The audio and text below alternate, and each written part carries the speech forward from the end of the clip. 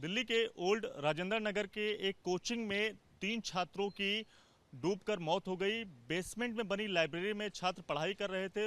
उस दौरान बारिश का जो पानी है वो बेसमेंट में भर गया और छात्र नहीं निकल पाए और जिसके चलते उनकी मौत हो गई। जिसके बाद सबसे बड़ा सवाल ये खड़ा हो रहा है कि क्या समय रहते या फिर बारिश के मौसम की शुरुआत होने से पहले नालों की दिल्ली में सफाई नहीं होती, जिसके चलते इस तरह के जो हादसे हैं वो दिल्ली में हो गए।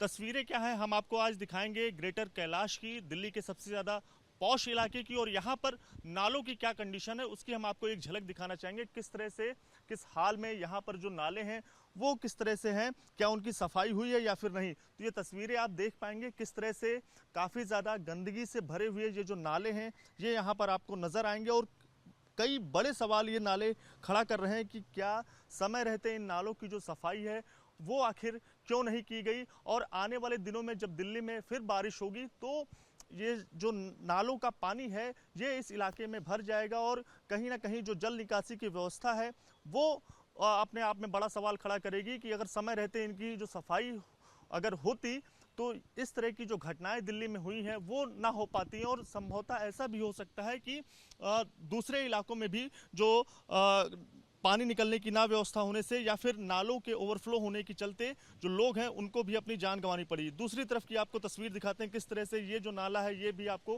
काफ़ी ज़्यादा गंदगी से भरा हुआ नज़र आएगा। और कहीं ना कहीं बड़ा सवाल ये खड़ा कर रही है कि आखिर समय रहते इनकी भी जो सफाई है वो आखिरकार क्यों नहीं हुई है।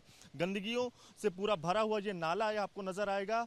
और इसी तरह के जो वीडियो हैं वो दिल्ली सरकार में जो मंत्री हैं सौरभ भारद्वाज उनकी ओर से जारी किए गए हैं कि वो जिस वीडियो में वो अधिकारियों को फटकार लगा रहे हैं और उनका यही कहना है कि अधिकारियों ने समय रहते मानसून की शुरुआत होने से पहले आखिरकार दिल्ली में नालों की सफाई क्यों नहीं कराई। तो देखने वाली बात यही होगी कि इस तरह से लगातार इस पूरी घटना के बाद जहां दिल्ली सरकार के ऊपर बीजेपी हमलावर है, वहीं दिल्ली सरकार लगातार अधिकारियों के ऊपर आरोप लगा रही है कि अधिकारियों ने जो है वो एलजी और केंद्र सरकार के दबाव में काम कर रहे हैं और जिसके चलते नालों की सही समय पर सफाई नहीं हो रही। लेकिन इस पूरी घटना होने के बाद इस घटना की जिम्मेदारी अब तक किसी ने नहीं ली है और जवाबदेही, सबसे बड़ी बात यही है कि आखिर कौन इस पूरी घटना की जवाबदेही देगा और कौन इस घटना के लिए जिम्मेदार है। क्योंकि जिस तरह से 3 छात्रों की डूबकर मौत हुई वो अपने आप में काफ़ी ज़्यादा बड़े सवाल खड़ा कर रही है।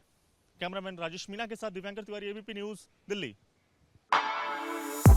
For exclusive and insightful videos, subscribe to our new channel ABP Live Premium.